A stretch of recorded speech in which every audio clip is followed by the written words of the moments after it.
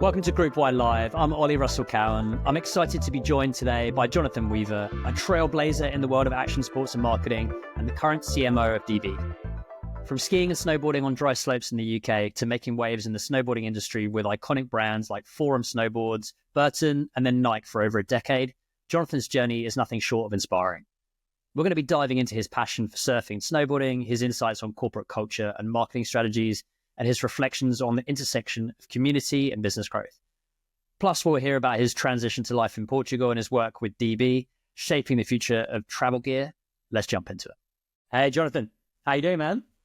Good. How you doing there, Ollie? Yeah, pretty good. Good to see it.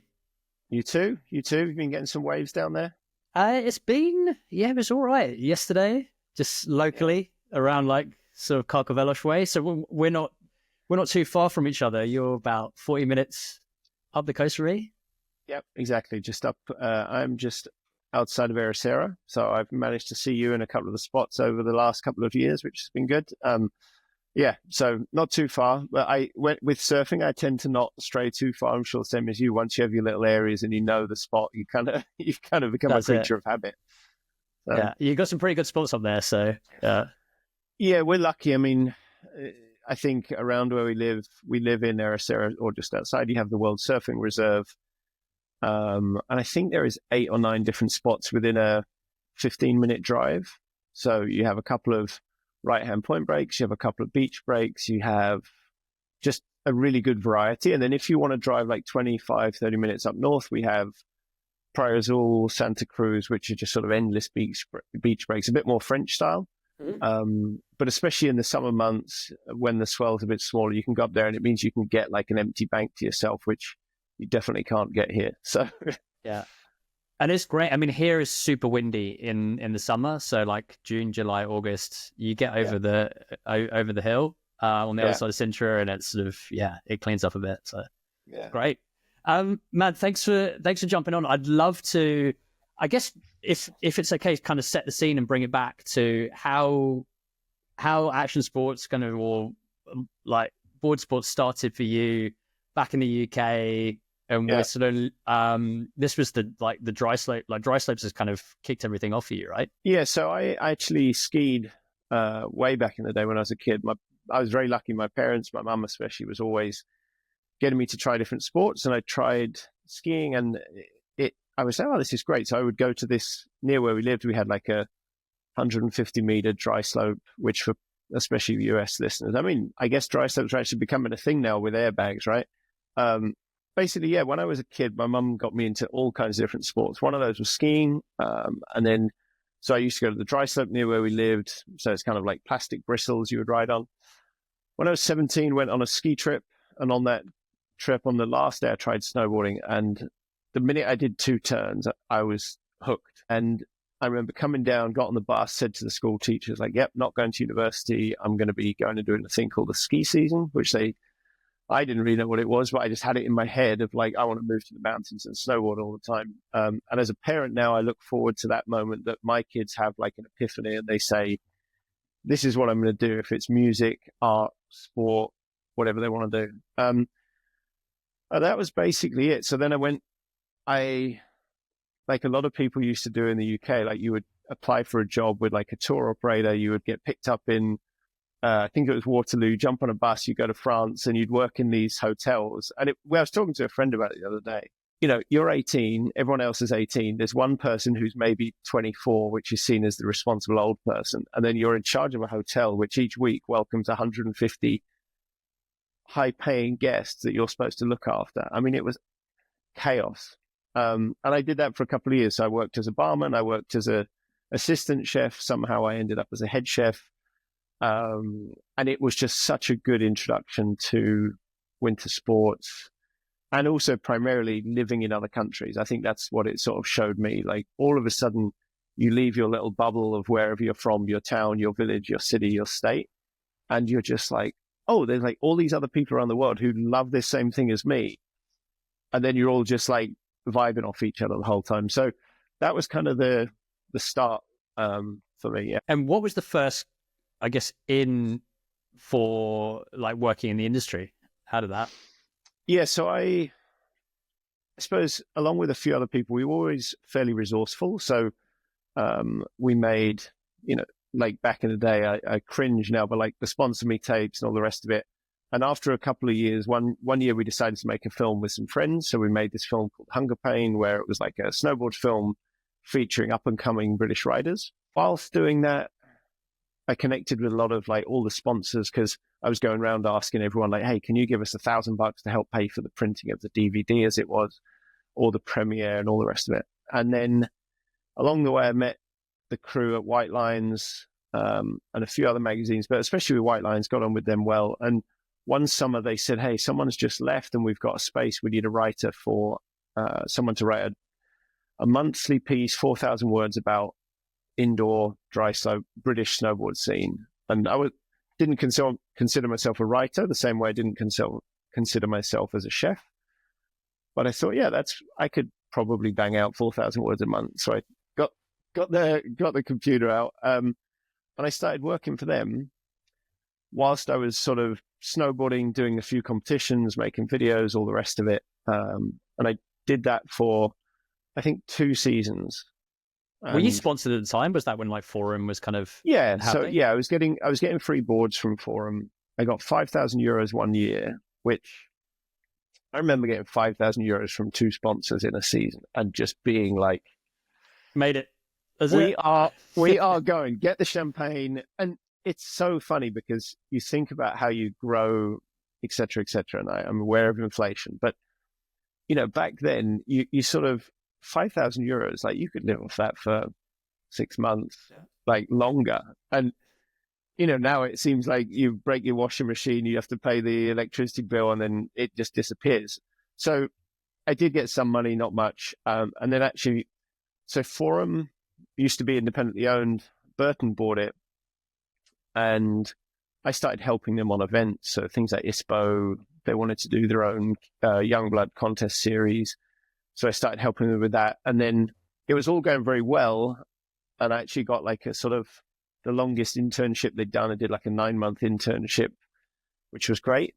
And then at the end of that, the new guy who came in, my boss, he was like, well, we'd like you to work for us. And I was like, yeah, but I'd like to snowboard. And they were like, yeah, but we don't want to support you for snowboarding. Like between the lines saying my snowboarding wasn't very good. So I had the choice to sort of follow this sort of snowboard dream or start working on snowboarding. So I jumped into working, and it was great. I was 25 at the time. I think looking back, I was very lucky to kind of get that opportunity at that point.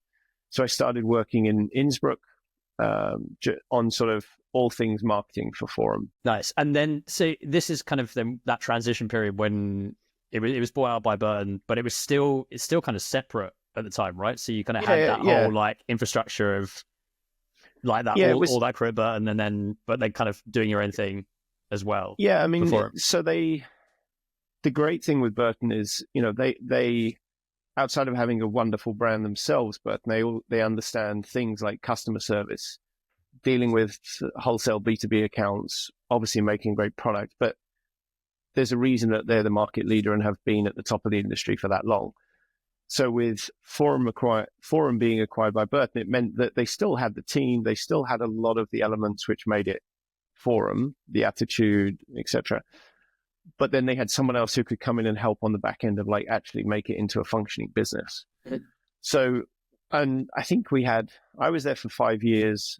Forum went, I believe, for about, I would have to check, sort of 9-10 years under the Burton stewardship. And from what I can see, I mean, the sort of 2005, 6, 7, 8, 9, there was really good growth with the brand. If I look back now, knowing what I know now, there's probably some decisions along the way where they could have gone this way instead of that. I mean, they had 2 outerwear brands, and both outerwear brands had SKU lines as long as your arm. We would turn up to ISPO. Each of the outerwear brands had like 10 different pants in 6 different colors.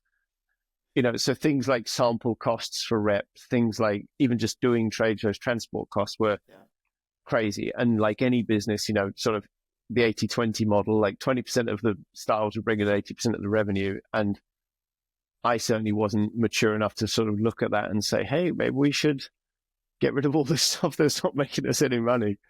But it was good. And, I was lucky because it meant I got to sort of take Hazy for coffee once a week, who was the Burton team manager, who's like legendary in snowboarding.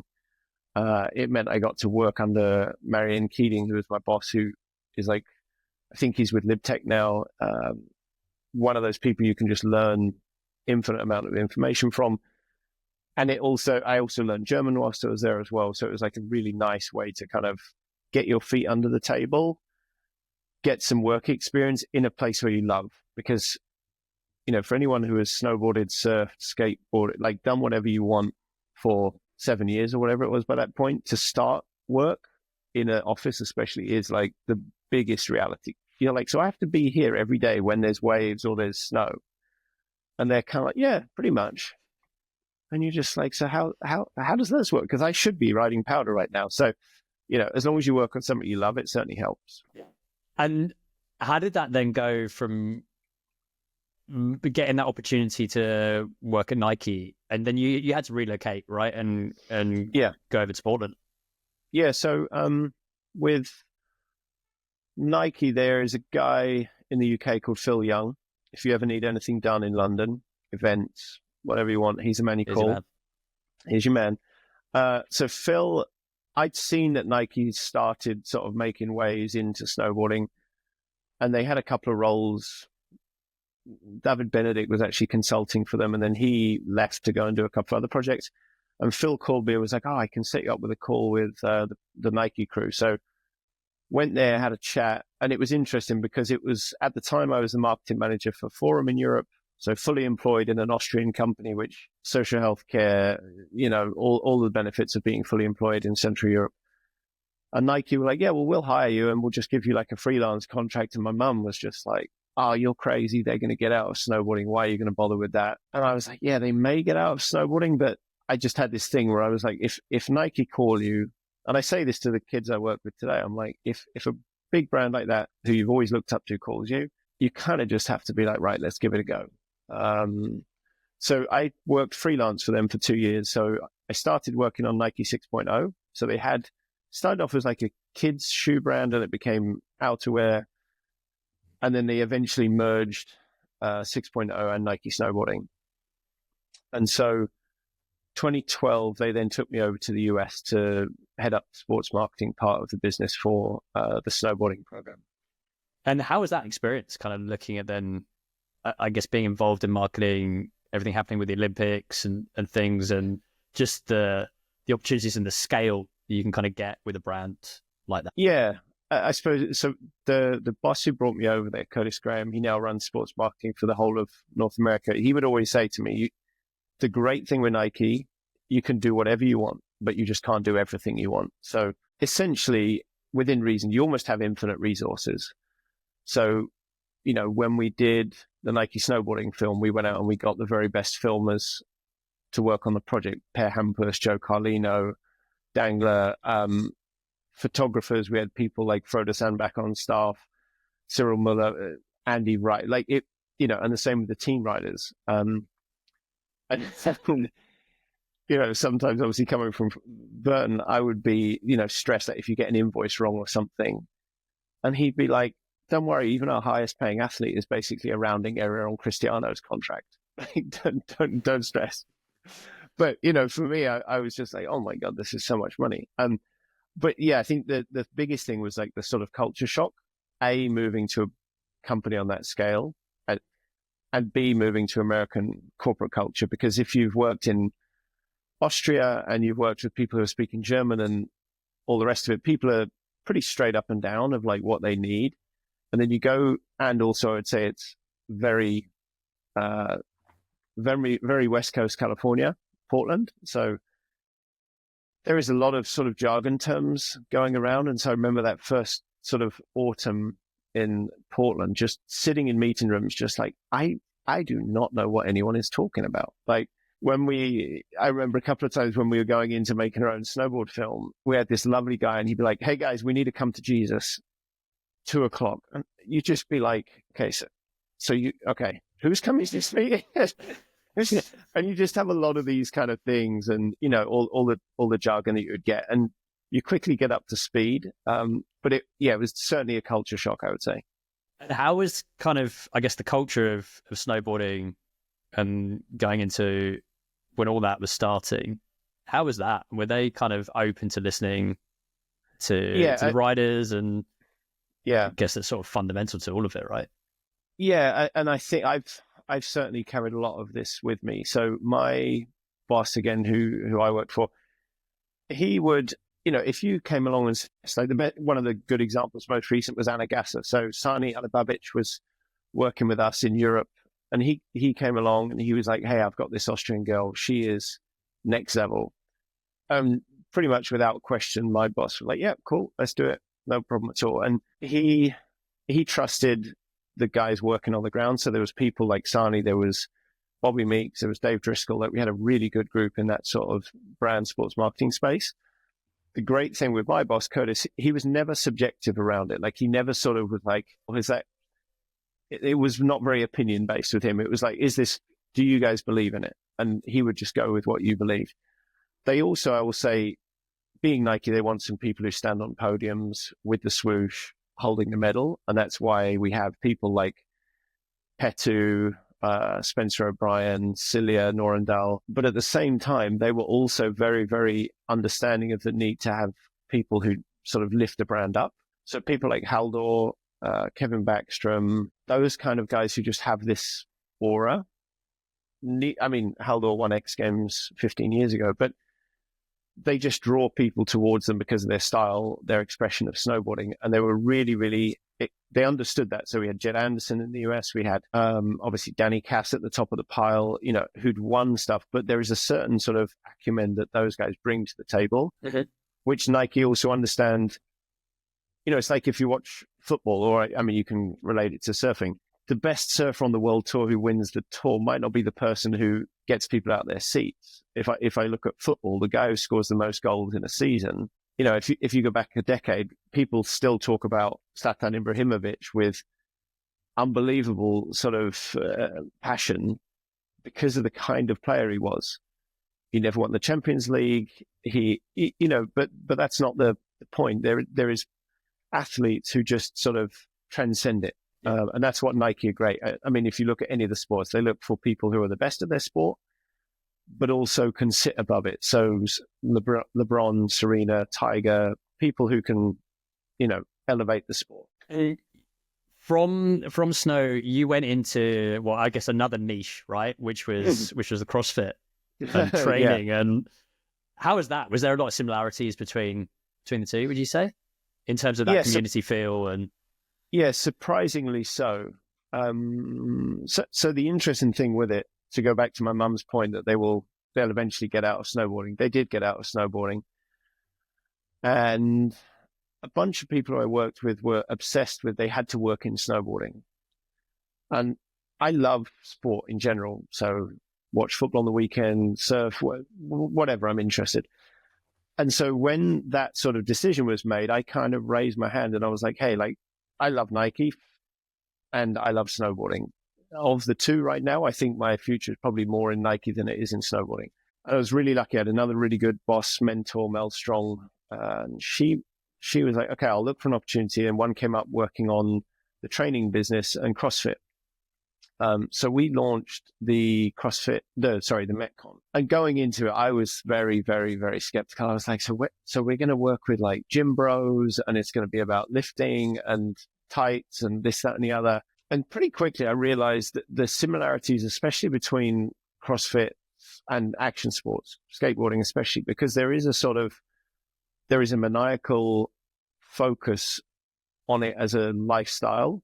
And yes, there is a sport that comes with it. But if you see people who are into CrossFit, I mean, they live it every single day. It's what they do. I mean, we've got a CrossFit gym here, and I don't subscribe to the whole elements of it, taking 6 bags and sitting in the corner and comparing notes to the rest of it. But the general hypothesis for CrossFit is amazing. It's a great way of training. And so anyway, started working there.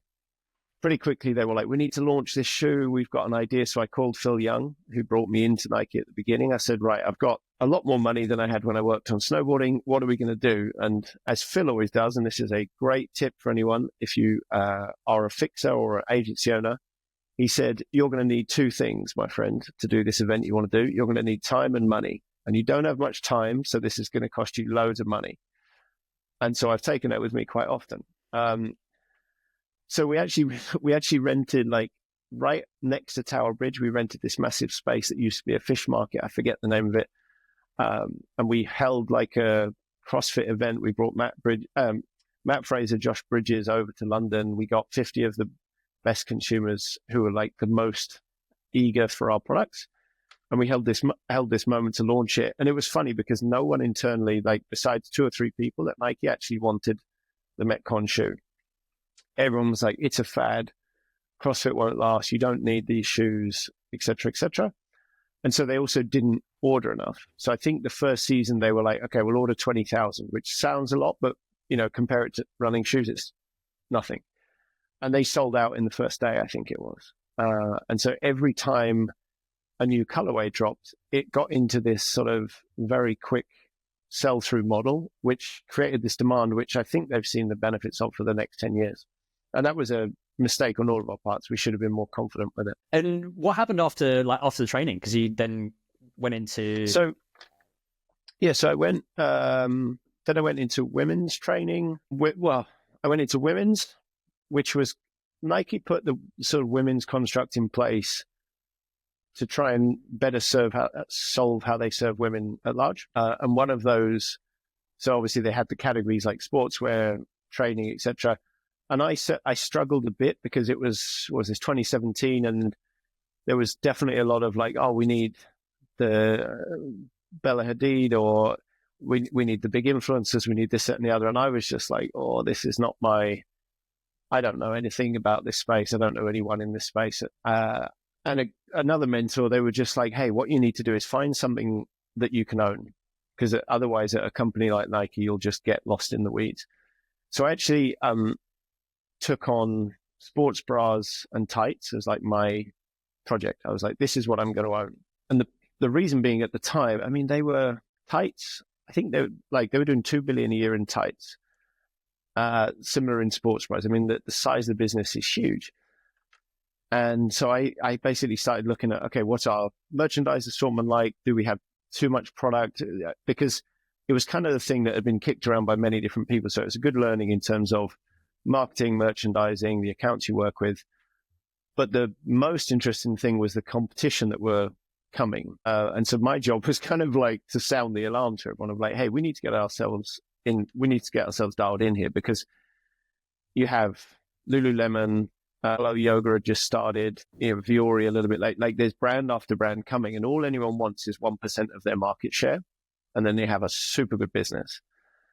And so a lot of what we were doing was trying to clean up the marketplace, stop offering too many products, simplify everything, and also just focus on those two as a category. So I spent like a year on that, and it was really interesting, especially from a marketeer's standpoint.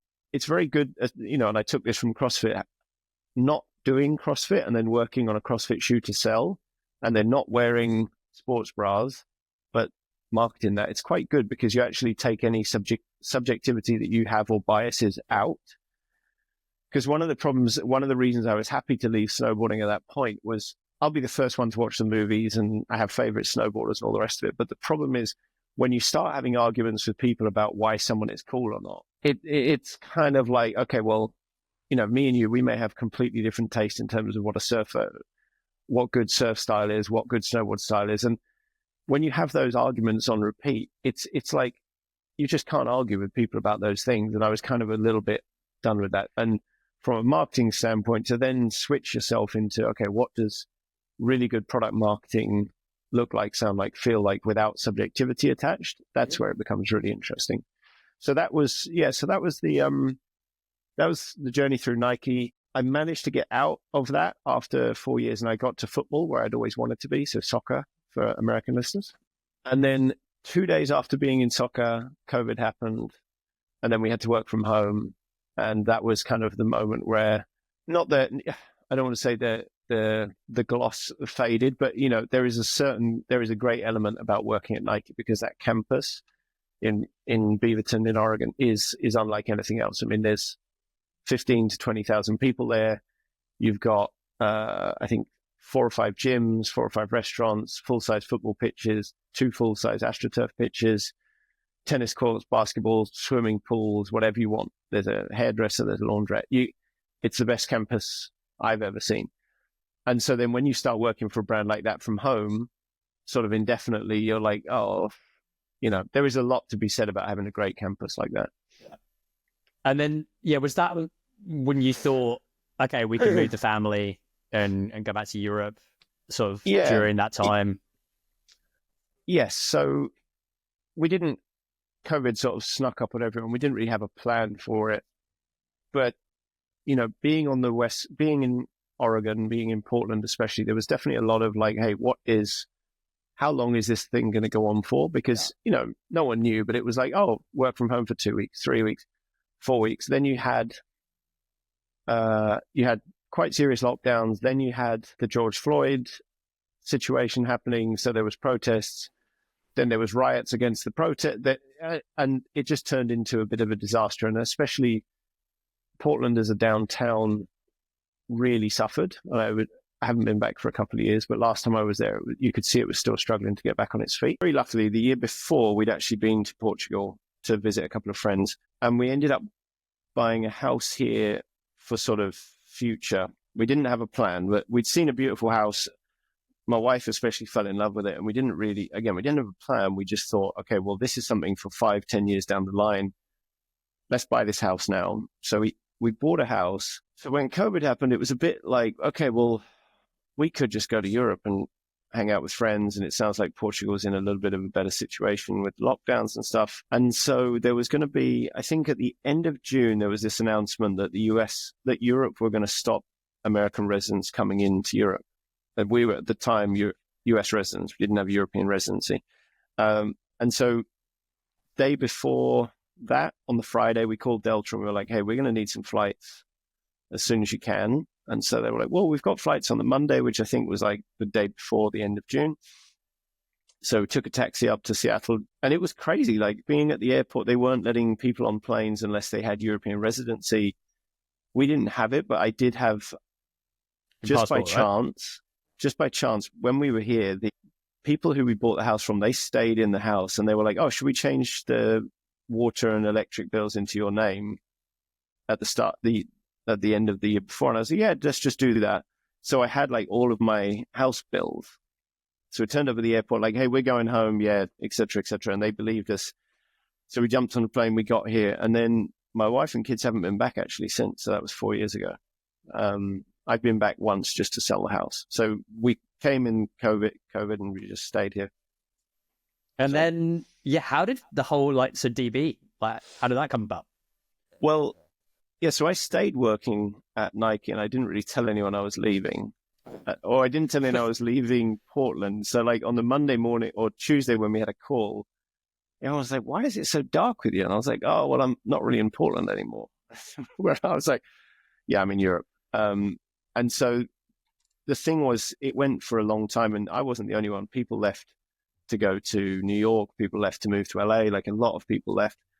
And so in the end, after I think 5 months, they were like, hey, everyone, like, you're going to have to come back to the office. You can't all work remote. You've got to stop. And so I just sort of, they did offer me a role in Amsterdam, but it wasn't really the role I wanted. So I just sort of thought, hey, I've had 10 years with Nike. It's a brand I love.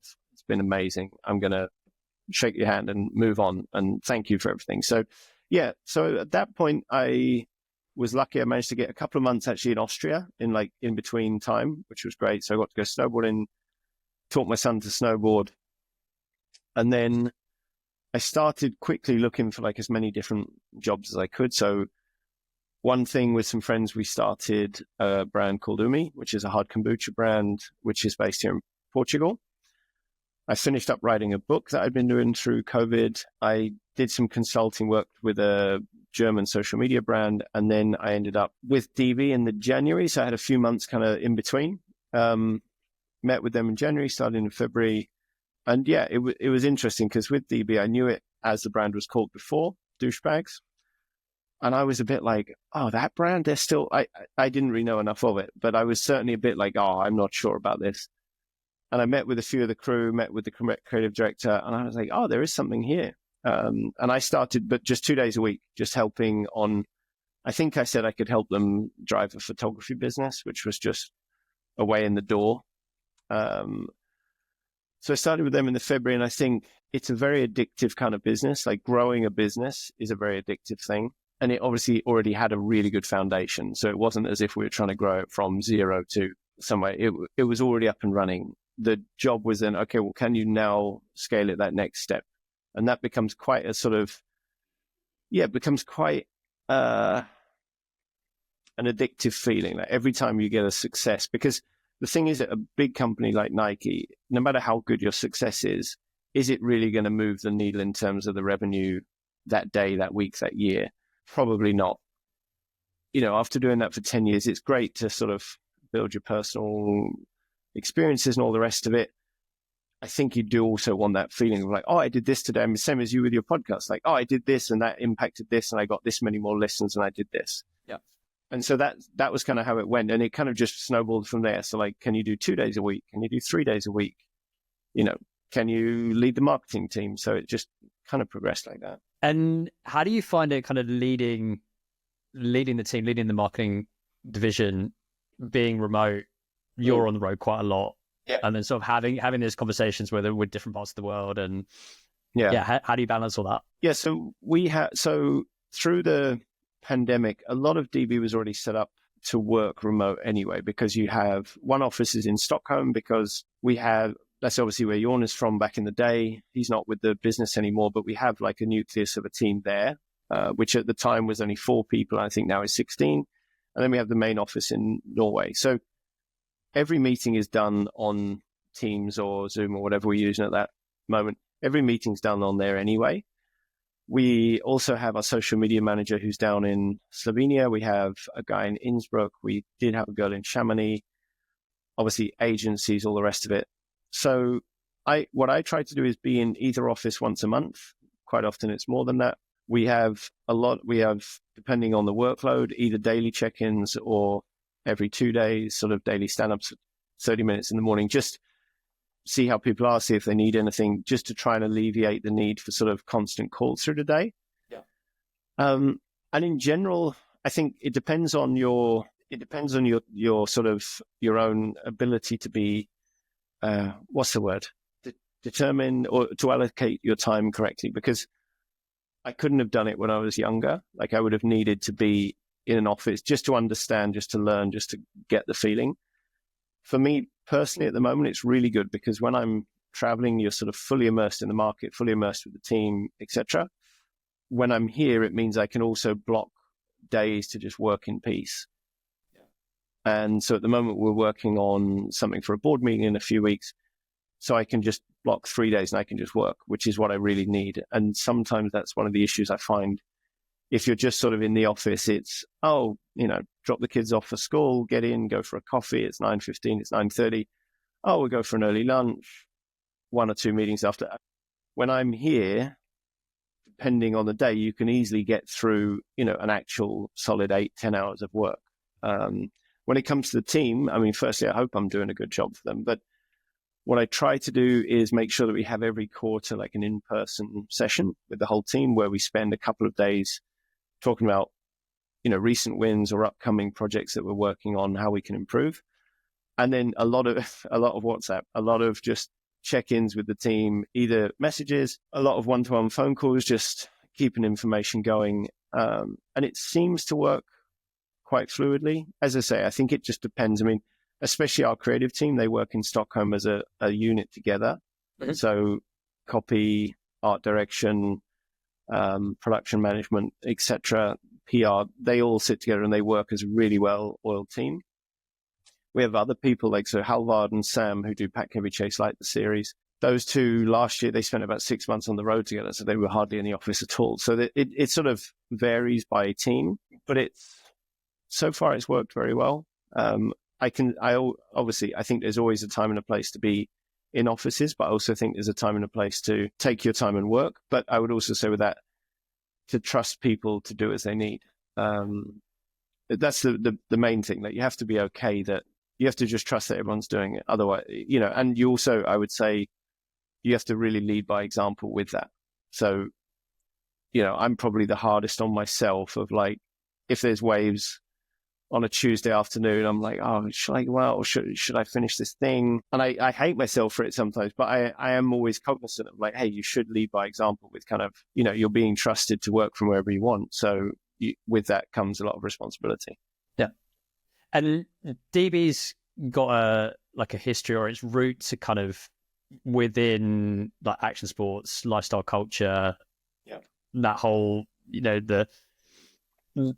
with the whole beginning of it with ski and snow and how they built the bags. I mean, do you kind of feel that it's almost like a bit of a full circle moment, kind of coming back to that and sort of bringing everything like that you learned at your time at Burton or throughout your career and then developing the brand that way? Yeah, well, it's I suppose personally it's really good because I did, despite everything I said earlier about working on snowboarding, I do love working on products and projects where you are invested in it. Getting to work with Kevin Baxter on a project or getting to work on like the backcountry vest we did, it feels very natural and it's great to have that. Where the sort of shift has been though, DB could have continued as the best snow roller ski bag in the world, but it was only going to go so far. So then it was, okay, well, can we go into surf now, which we've done? Can we build the internal team, the ambassador team we need? We've done the same in skate. The biggest sort of shift is the luggage part. When you're in luggage, all of a sudden you're going up against brands like Rimowa, Away, Horizon, Base, Delcy. I mean, it's a huge market with some huge companies in it. The sort of what we try to do is differentiate ourselves in that regard. So because of our outdoor roots, outdoor is very much, let's call it on trend at the moment. If you go to Fashion Week, you just see the influences everywhere. You see Arc'teryx, like what it's become. Because we're from the outdoors, it's nice that we're not trying to sort of prove ourselves to anyone in the sort of, let's call it premium lifestyle space, because that's where we come from. So that works really, really well. But I suppose for us, it's sort of continuing to push in that luggage space of, right, who are the collaborators that we need? What are the stores we need to get into? Partnerships we need to do, all of those things, which I think without the experience from Nike of understanding these other areas, I certainly wouldn't have been able to do.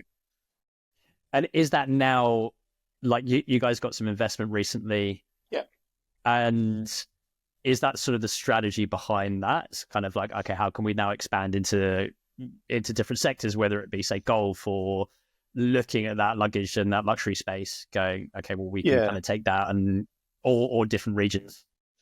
Yeah. So we were very fortunate to have the minority investor we got. So it was LVMH Luxury Ventures arm. So they have a group who invest in brands such as Our Legacy, Amélion d'Or, etc., who understand strong brands, which is the number one thing that we were looking for when we went out to look for potential partners in this space.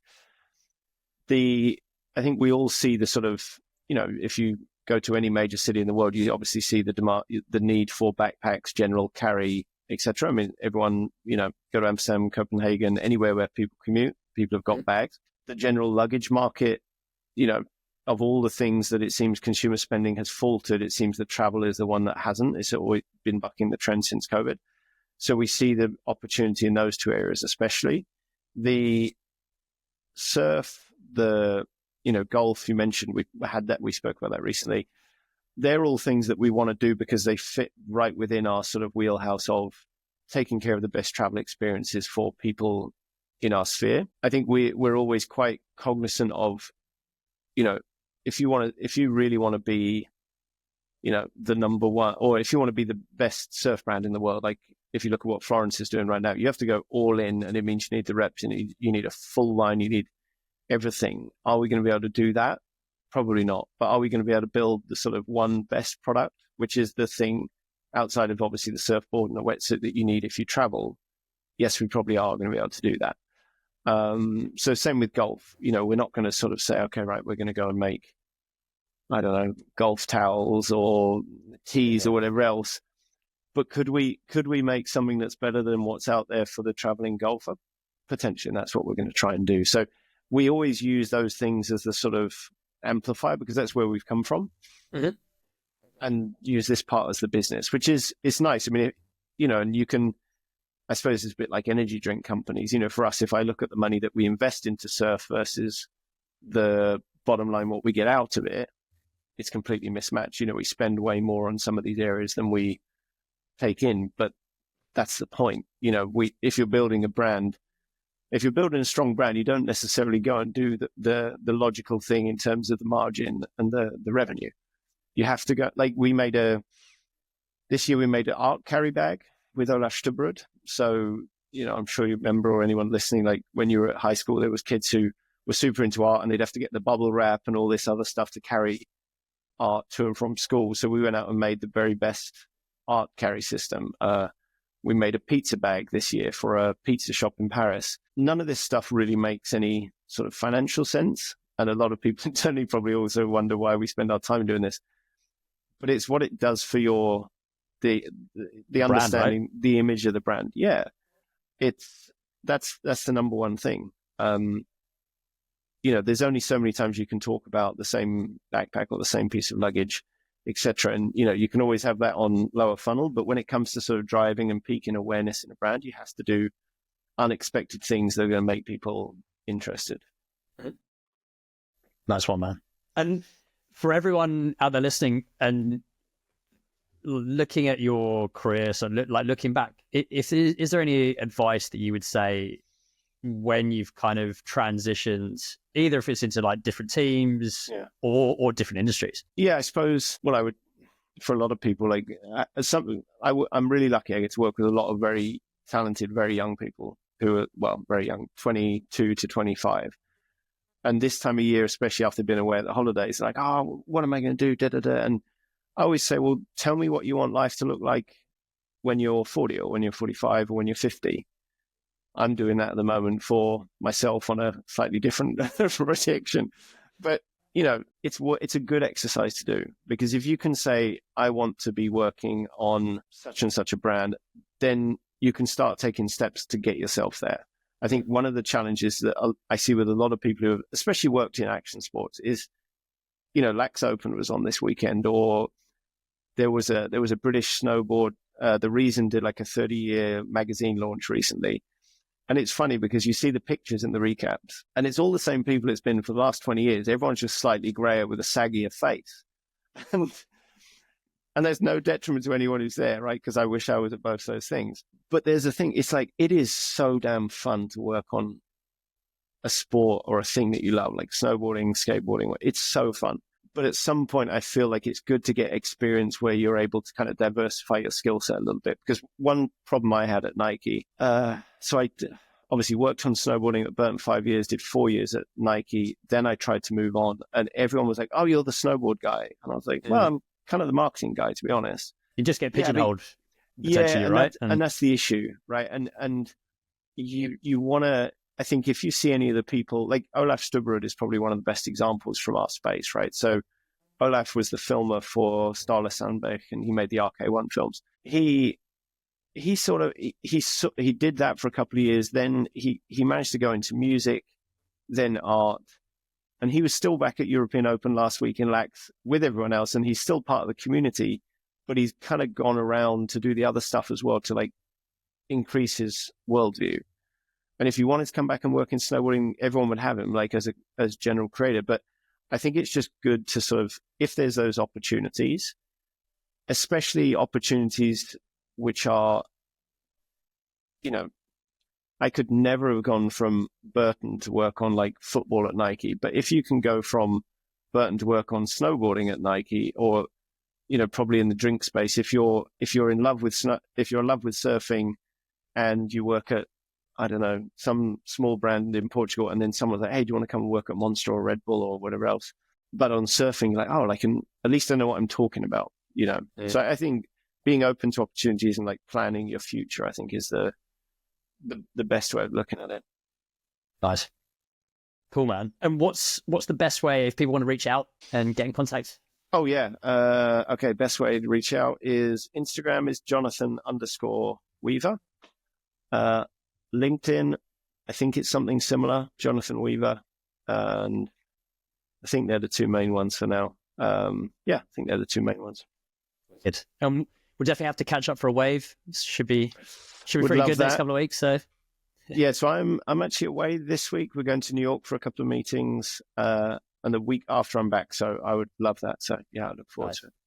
Thanks, man. Good. Thank you, Oli.